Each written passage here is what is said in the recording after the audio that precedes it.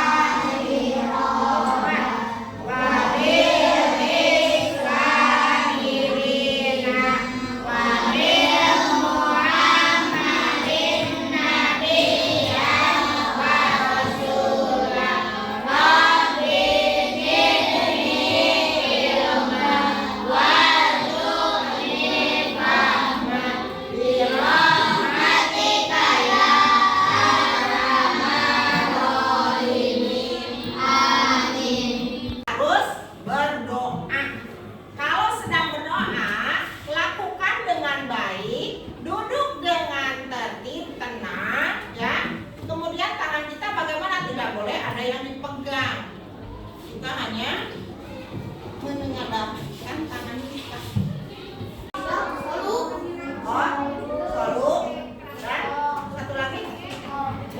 Dan solu, dua. Ya. Mereka bagaimana sakit? Harian, berarti 3 orang ya. Nah, jika teman kalian sakit, maka kita doakan semoga cepat sembuh dan bisa bersama kita lagi belajar di sekolah. Coba fokus dulu. Kita sudah belajar tentang senangnya belajar hadis. Senang tidak? Senang. Apa yang kalian ketahui dari hadis tersebut? Nah, di sini perhatikan gambarnya sedang sholat berjamaah. Seperti halnya tadi yang kalian lakukan, sholat duha bersama. Nah, apa yang dimaksud dengan sholat berjamaah? Ya, kan ada sholat sendiri, ada sholat bersama disebut sholat berjamaah. Ya, ingat? Bersama sholat ya, yang dilakukan oleh 2 orang atau lebih, itu bisa dikatakan berjamaah. Biasanya kita melaksanakan sholat berjamaah di mana? Masjid. Bisakah kita melaksanakan sholat di rumah berjamaah? Bisa. Dengan siapa? Ayah. Siapa lagi? Ibu. Siapa lagi? Adik, kakak. Ya, berarti sholat berjamaah itu dilakukannya lebih dari 1 orang. 2 orang atau lebih dilakukan bersama-sama disebut sholat berjamaah. Apalagi di sekolah, tadi banyak kan berjamaah bersama-sama. Nah, di dalam sholat berjamaah ini ada hadisnya. Ya, minggu yang lalu sudah diajarkan dari belajar ini tujuan pembelajarannya meyakini hadis sebagai pedoman hidup umat Islam dengan benar. Ya, kemudian menentukan sikap senang melaksanakan sholat berjamaah. Itu yang sudah kita lakukan kemarin ya, minggu yang lalu. Mempertahankan sikap tertib sebagai implementasi pemahaman hadis sholat berjamaah dengan benar. Kemudian membaca hadis sholat berjamaah dengan tartil. Apa itu tartil? Tartil, bacanya dengan benar. Selanjutnya menulis hadis sholat berjamaah dengan benar. Sudah ya, menulis hadis kemarin minggu yang lalu. Ya. Kemudian menunjukkan hafalan hadis sholat berjamaah dengan lancar. Nah, untuk sekarang kita tujuan pembelajarannya adalah menjelaskan pokok hadis sholat berjamaah dengan benar.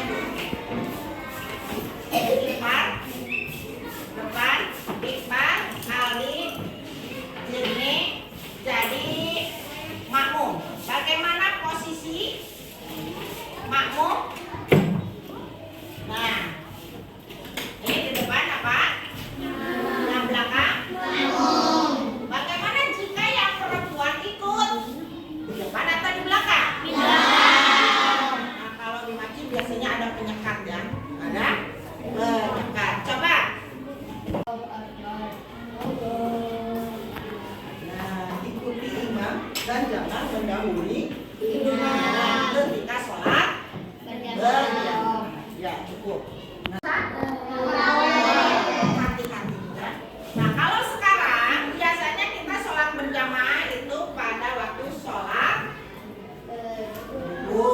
bisa orang kita laksanakan di masjid ya. Sholat duhur setelah ada panggilan. Setelah ada panggilan. Setelah ada maka melaksanakan iqomah. Betul ya. Iqomah atau orang sudah menyebutnya qomah. Iqomah itu mengajak kita untuk mendirikan sholat. Karena sholat adalah tiangnya agama. Artinya sebab yang melatar belakangi hadis. Tadi di awal sudah dibaca hadisnya. Yang melatar belakangi hadis tersebut ini, hadis salat berjamaah muncul karena peristiwa Mahjan. Nah ini nama orang ya, Mahjan bin Al-Adra. Siapa? Mahjan bin Al-Adra bertamu ke Rasulullah Shallallahu Alaihi Wasallam, kepada Nabi kita, Nabi Agung, Nabi Muhammad ya. Saat iqomah, nah Allahu Akbar, asyhadu an la ilaha illallah. Berarti nonton iqomah teh? Saat iqomah Rasulullah Shallallahu Alaihi Wasallam bergegas salat berjamaah. Jadi dia cepat segera ke masjid untuk melaksanakan sholat berjamaah. Namun Mahjan tidak salat berjamaah. Ya, Mahjanan sendirinya tidak ikut, hanya Nabi Muhammad. Setelah sholat, ya Nabi Muhammad maka mancing sholat berjamaah. Mahjanan mah cicing di rumah, diam di rumah. Ya. Nabi Muhammad bertanya kepada Mahjan. Dengarkan, Nabi Muhammad bertanya, apakah kamu muslim? Muslim apa? Kalau muslim itu apa artinya? Orang? Betul, enggak orang Islam. Mahjan menjawab, ya, jawabannya mah iya, dia orang muslim, orang Islam, ya.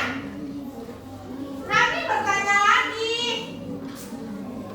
mengapa tidak ikut berjamaah? Nah, bertanya lagi, apa jawabannya? Saya sudah salat di rumah. Saya sudah salat di rumah, betul. Saya sudah salat di rumah, Rasul. Jawab Mahjan.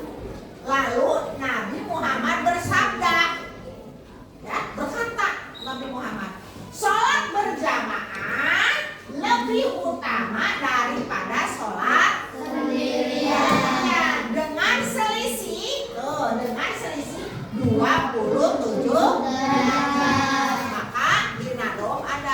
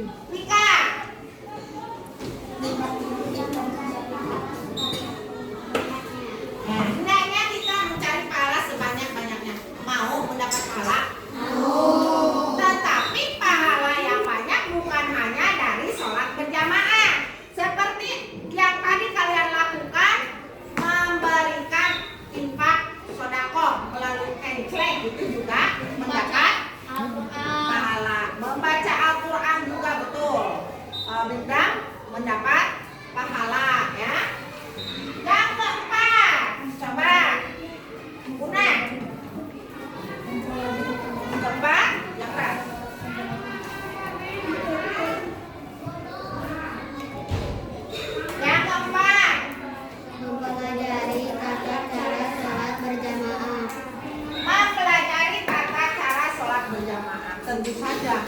Tata cara sholat berjamaah sudah ditentukan seperti tadi yang dilakukan atau dicontohkan oleh Helmi. Makmum di mana? Belakang. Kalau imam? Depan. Tuh, berarti kalian memperhatikan ya. Tuh, di belakang.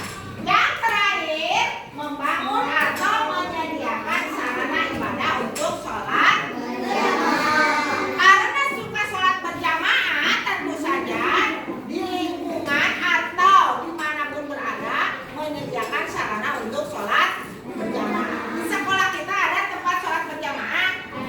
Ada di mana?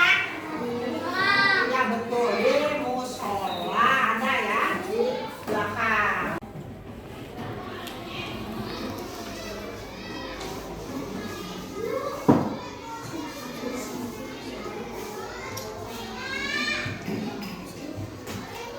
Untuk lebih memahami pesan pokok hadis sholat berjamaah, kalian buat rangkumannya dengan tulisan yang baik, rapi, bersih, dan dapat terbaca dengan jelas. Mengenai sholat berjamaah di antaranya, sebaiknya sholat dilakukan dengan berjamaah. Pahala sholat berjamaah dilipat gandakan. Hendaknya kita mencari pahala sebanyak-banyaknya. Mempelajari tata cara sholat berjamaah, membangun atau menyediakan sarana ibadah untuk sholat berjamaah. Tentang pesan pokok hadis sholat berjamaah, semuanya harus memahami dan melaksanakan dari simpulan pokok hadis sholat berjamaah, terutama sebaiknya sholat dilakukan dengan berjamaah untuk mendapatkan pahala sholat berjamaah yang dilipat gandakan. Tadi berapa derajat? 27. Ya. Menyusun kesimpulan pesan pokok tentang hadis sholat berjamaah, dilanjut kita praktek sholat berjamaah. Bisa? Perhatikan, di sini kamarnya anak-anak akan pergi kemana? Seperti halnya yang kalian lakukan. Cung yang suka ke masjid. Alhamdulillah, terima kasih ya. Nah, siap-siap dengan. Nah, di sini. Coba yang tadi, Helmi. Di sini lagi ya. Helmi dengan yang tadi yang keempat. Bawa itu yang mana saja kan? Praktek sholat berjamaah dengan ketentuan sebagai berikut. Ada tata caranya. Makmum sengaja berniat untuk mengikuti imam. Makmum ini di depan.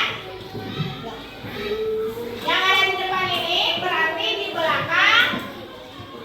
Makmumnya di belakang imam, ya, imamnya di depan, makmum di belakang.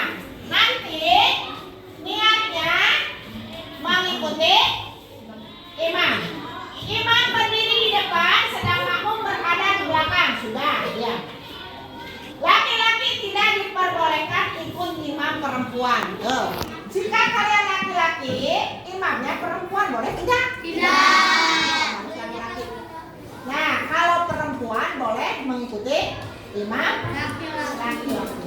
Imam dianjurkan mengarahkan saf atau barisan agar lurus dan rapat. Biasanya imam sebelum melaksanakan sholat berbalik dulu badan. Nah, bereskan. Bereskan safnya. Harus rapat, baru berbalik. Nah, baru berbalik. Dengarkan lagi.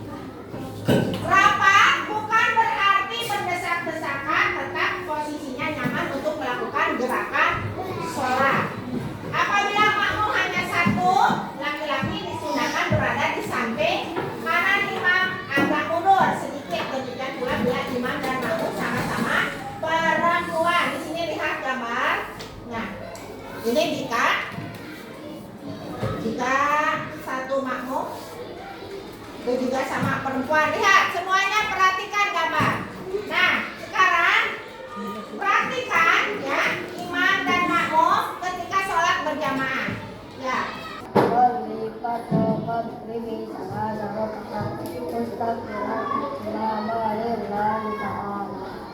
Allahu Akbar.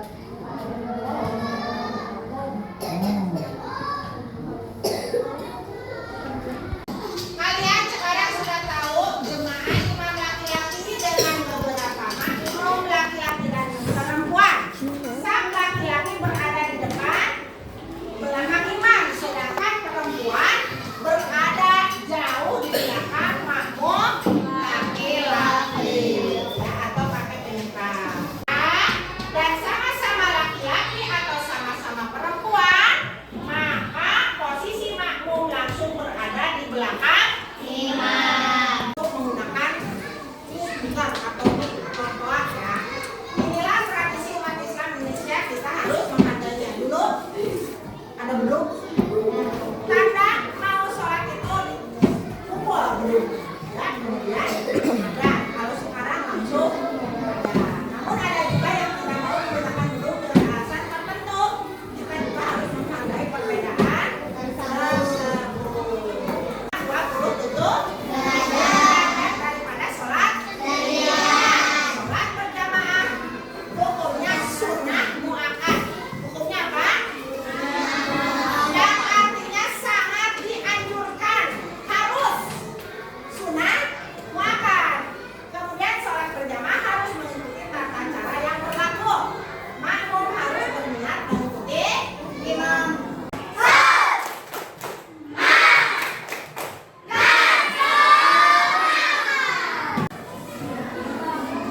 Bukan sholat berjamaah. Ya, tuh, langsung Pak.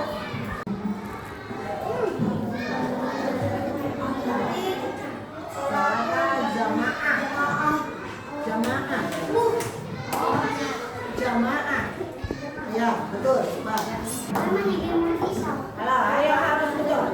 Hikmah sholat berjamaah. Ya. Salah terus Pak. Perhatikan semuanya, perhatikan. Tokoh yang menjadi asbabul wurud tadi, tokoh tadi cerita. Ya, betul. Ya.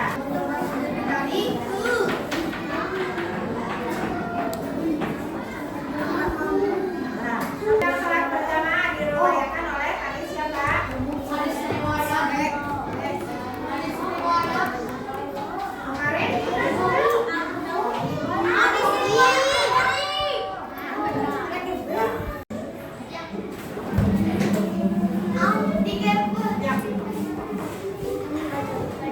Gampang ya. Ya.